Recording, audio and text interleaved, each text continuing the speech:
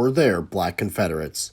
Yes, there were African Americans who served in the Confederate Army during the American Civil War. However, their experiences and motivations for serving were extremely complex and they varied between soldier to soldier. Some African Americans who served in the Confederate Army were slaves and were forced to work as laborers, cooks, and other support roles. These individuals did not have a choice in whether to serve and were not compensated for their work.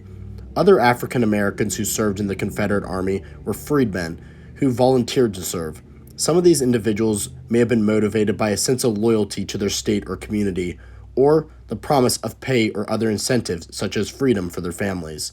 However, it is important to note that African Americans who served in the Confederate Army were generally not given the same rights and privileges as white soldiers, and they often faced discrimination and segregation. Overall, the role of African Americans in the Confederate Army was limited, and they were not afforded the same opportunities as white soldiers.